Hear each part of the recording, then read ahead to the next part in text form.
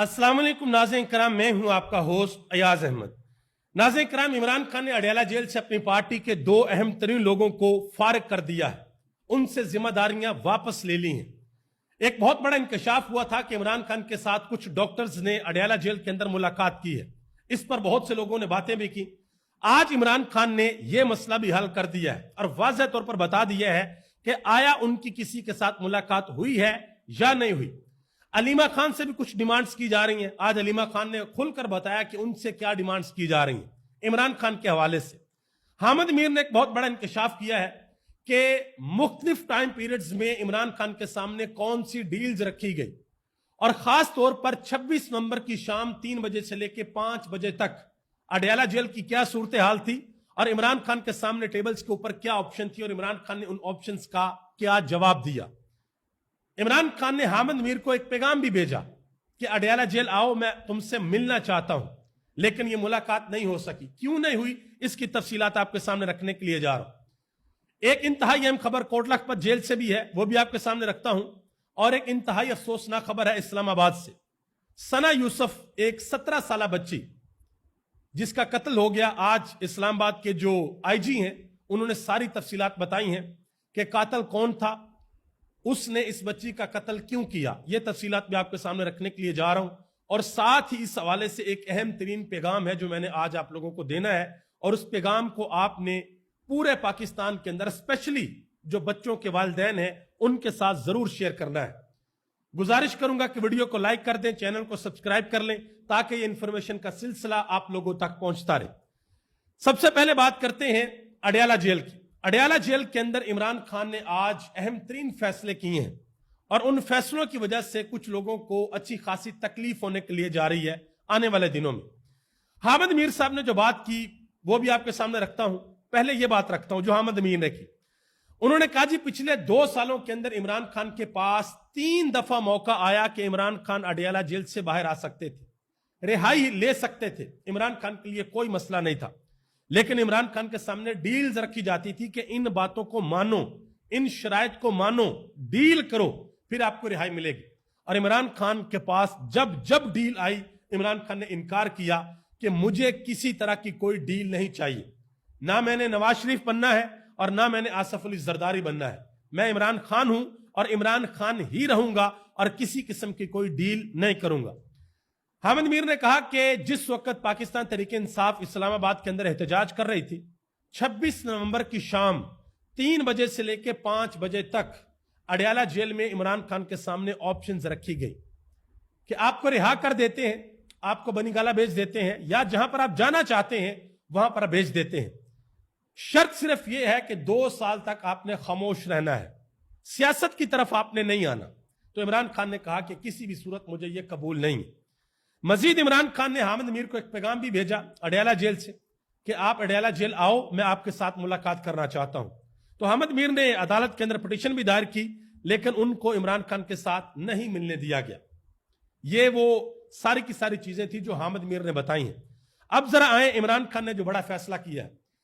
2 बंदे मैंने आपको बताया कि इमरान खान ने अपनी पार्टी से फारिग कर दी हैं, उनके पास जो जिम्मेदारियां थी वो इमरान खान ने वापस ले ली हैं। एक हैं बैरिस्टर गौहर अली खान और दूसरे हैं अली अमीन गंडापुर। इमरान खान ने यह मुबैना तौर पर बताया गया है कि इमरान खान यह फैसला कर चुके थे कि उन्होंने बैरिस्टर गौहर अली खान को पार्टी के चेयरमैन के जो ओहदा है उससे हटा देना है। लेकिन बैरिस्टर गौहर अली खान एक वकील है, उन्होंने जाके कानूनी जबान में इमरान खान को समझाया, यह इतलात है कि समझाया कि खान साहब अगर आप मुझे हटाते हैं तो कानूनन पार्टी खत्म हो जाएगी, तो कुछ और करना पड़ेगा। तो इमरान खान को जो मशवरा दिया गया उसके बाद इमरान खान ने यह फैसला किया है कि पाकिस्तान तहरीक इंसाफ के pattern in chief Imran Khan होंगे। जो एहतजाजी तहरीक होगी उसको डायरेक्टली इमरान खान लीड करेंगे, बैरिस्टर गौहर अली खान का उसमें किसी किस्म का कोई रोल नहीं होगा। और एहतजाजी तहरीक में अली अमीन गंडापुर का भी कोई रोल नहीं होगा। वो सिर्फ खैबर पख्तूनख्वा की जो गवर्नेंस है उसके ऊपर ध्यान देंगे, वो अपने सूबे की हुकूमत को देखेंगे। अब सवाल यह पैदा होता है कि इमरान खान ने फिर जिम्मेदारी किन लोगों की लगाई है। जिन लोगों की जिम्मेदारी इमरान खान ने लगाई है वो हैं सलमान अकरम राजा और उमर अयूब खान। ये दोनों लोग इमरान खान के फ्रंट मैन होंगे, ये एहतजाजी तहरीक को लीड करेंगे और जो जो हदायत इमरान खान से इनके पास आएंगी یہ ان کو امپلیمنٹ کرنے کی کوشش کریں گے۔ آج عمران خان نے یہ بھی اڈیالہ جیل سے کہا کہ جب بھی دباؤ بڑھتا ہے، جب بھی ہم احتجاجی تحریک شروع کرنے لگتے ہیں تو پھر میرے پاس ڈیلیں آتی ہیں اور مطالبہ یہ کیا جاتا ہے کہ میں خاموش رہوں، یعنی کہ عمران خان خاموش ہو جائے۔ عمران خان نے آج یہ بھی کہا کہ سب کچھ لنڈن پلان کا حصہ ہے، اس میں 3 لوگ شامل ہیں، جنگل کا بادشاہ، قاضی فروڈ عیسیٰ اور منشی الیکشن کمشنر۔ یہ عمران خان نے بات کی ہے۔ عمران خان کی بہن علیمہ خان نے باہر آ کر عمران خان کا پیغام دیا۔ انہوں نے کہا جی عمران خان نے آج یہ واضح طور پر کہا ہے کہ 3.5 سالوں میں ہمارے اوپر جمہوریت کے، انصاف کے اور شفاف الیکشن کے تمام تر دروازے بند کر دیے گئے ہیں، اور سمڑیال کا الیکشن اس کی ایک مثال ہے۔ عمران خان نے یہ بھی کہا کہ یہ جو سمڑیال کا الیکشن ہے یہ انہوں نے اس وجہ سے چوری کیا، اس لیے 2 نمبری کی کہ اگر یہ الیکشن یہ چوری نہ کرتے تو پھر ان کو ماننا پڑتا کہ انہوں نے 8 فروری کا الیکشن بھی چوری کیا۔ یہ عمران خان نے بات کی۔ علیمہ خان نے یہ بھی کہا کہ عمران خان نے اندر سے یہ واضح کہا ہے کہ اگر ہم سارے مجرم ہیں، ہزاروں لوگ اگر مجرم ہیں تو پھر CCTV فوٹیج لائیں اور ثابت کریں۔ انہوں نے کہا کہ عمران خان کو یہ کہا جا رہا ہے کہ CCTV فوٹیج آپ بھول جائیں، 9 مئی کے اوپر آپ معافی مانگیں اور الیکشن قبول کریں۔ تو عمران خان نے کہا ہے کہ ایسا کسی بھی صورت نہیں ہوگا۔ یہ عمران خان کی بہن علیمہ خان نے پیغام دیا ہے۔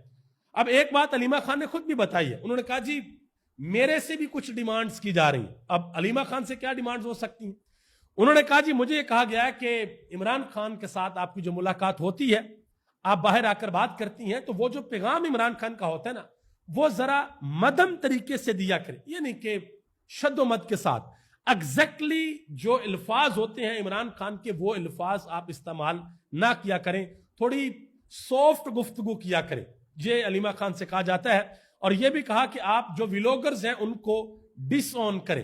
یہ علیمہ خان نے کہا کہ یہ میرے سے ڈیمانڈز کی جا رہی ہیں۔ آگے آ جائیں جی، ایک اور افواہ تھی کہ عمران خان سے کسی ڈاکٹرز کے ایک وفد نے ملاقات کیا اڈیالہ جیل کے اندر، تو عمران خان نے آج اس کا رد کر دیا ہے کہ میرے سے کسی ڈاکٹرز کے وفد نے ملاقات نہیں کی۔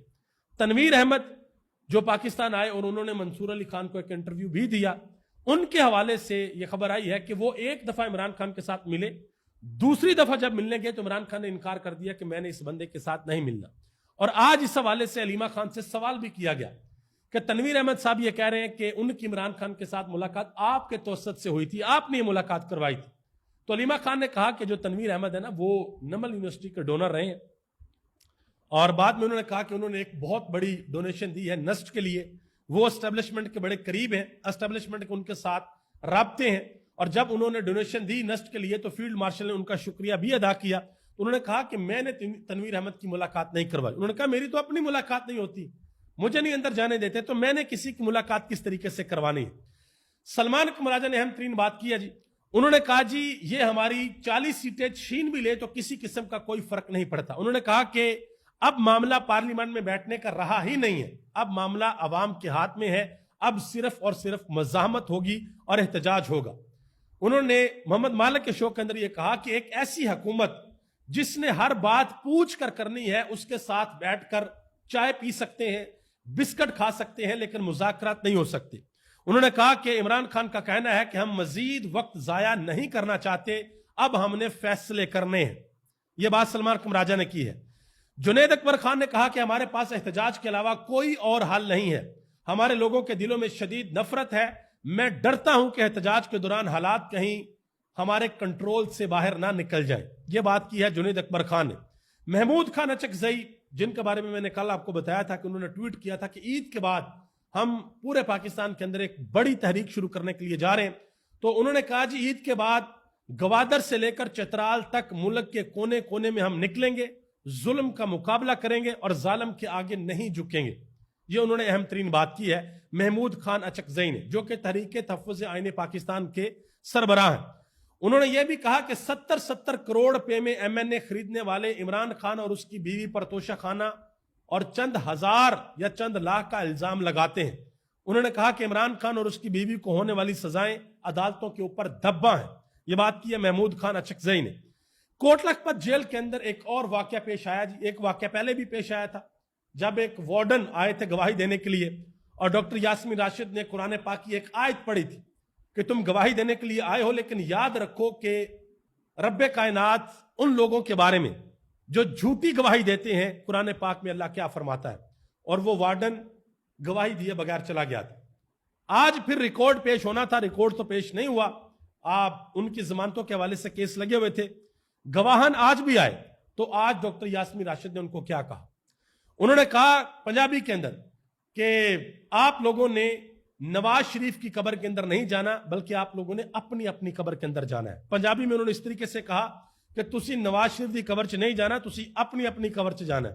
ठीक है, ये जो पंजाबी समझने वाले लोग हैं उनको जरा सही तरह समझ आएगी कि इसका मतलब क्या है कि आप लोगों ने किसी और की कब्र के अंदर नहीं, अपनी अपनी कब्र के अंदर जाना है। और अगर झूठी गवाही दोगे, आपकी झूठी गवाही की वजह से अगर किसी बेगुनाह को सजा मिल गई तो फिर आपको कब्र के अंदर जाकर जवाब देना पड़ेगा।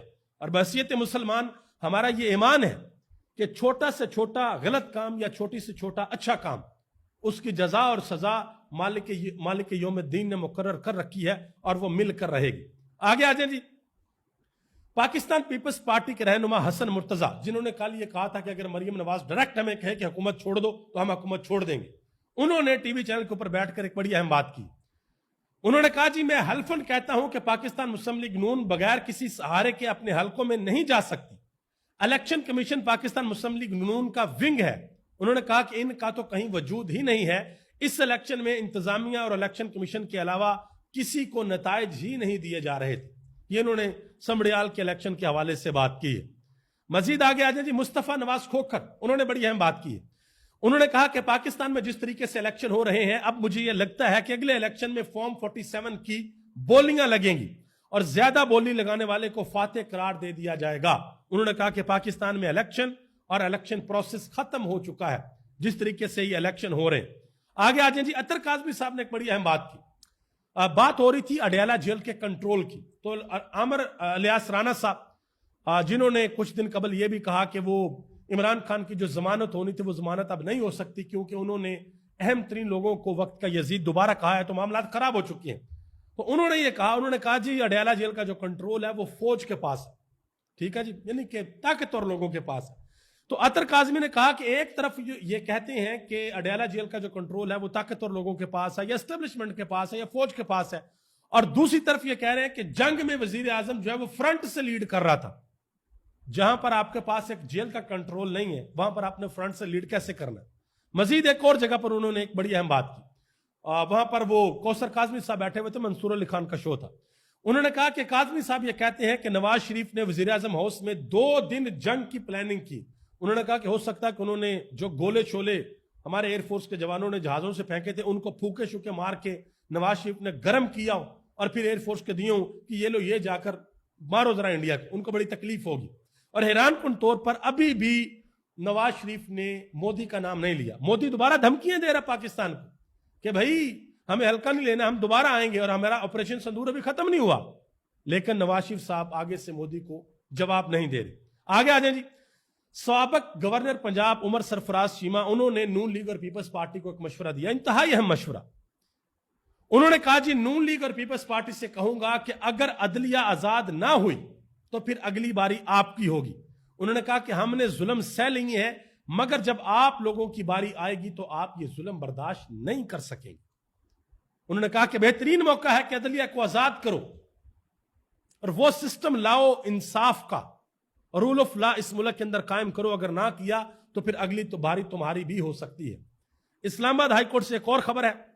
एक बेटे को कत्ल किया गया, उसकी मां आज अदालत के अंदर आई और जिसने कत्ल किया था उस कातिल को जमानत दे दी गई और उस मां ने अदालत के अंदर आज दुहाइयां दी, वो रोती रही वहां। ये हमारी अदालतों का हाल है। आगे आ जाए जी। इस्लामाबाद से एक बड़ी अफसोसनाक खबर है। ये कल रात की खबर है। एक छोटी सी बच्ची जिसकी उम्र सिर्फ 17 साल है, वो सोशल मीडिया के ऊपर वीडियोस बनाती थी, टिकटॉक के ऊपर, इंस्टाग्राम के ऊपर, फेसबुक वगैरह के ऊपर, और उसका एक अपना अंदाज था, चित्राल से उसका ताल्लुक था और लोग उसको बड़ा पसंद करते थे। हैरान कुन तौर पर यह बड़ा अफसोसनाक सान्या पेश आया कि कल रात को उसके घर में घुसकर किसी ने उसको कत्ल कर दिया।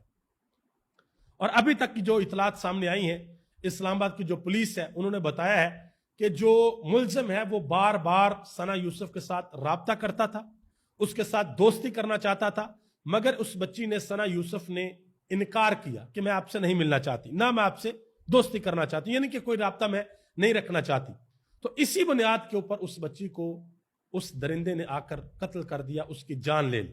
اس حوالے سے اسلام آباد پولیس نے ایک ٹویٹ بھی کیا ہے اور انہوں نے بتایا کہ ہم نے کس طریقے سے اس کو ٹریس کیا, کس طریقے سے ہیومن انٹیلیجنس کا استعمال کیا گیا, کس طریقے سے سوشل میڈیا کا استعمال کیا گیا, ساری کی ساری چیزیں انہوں نے بتائی ہیں. اپنے سینئر ترین افسران کو ساتھ بٹھا کر انہوں نے پریس کانفرنس کی ہے. اب میں یہاں پر ایک اہم ترین بات آپ کو بتانا چاہتا ہوں. انہوں نے یہ بھی بتایا, انہوں نے کہا جی ملزم کا نام عمر حیات ہے, فیصل آباد سے اس کا تعلق ہے اور 22 سال اس کی عمر ہے, بے روزگار لڑکا ہے اور کافی عرصے سے سوشل میڈیا پر وہ دوستی کرنا چاہتا تھا اور انکار پر پھر یہ سارا سسٹم ہوا, اس بچی کی جان لی گئی.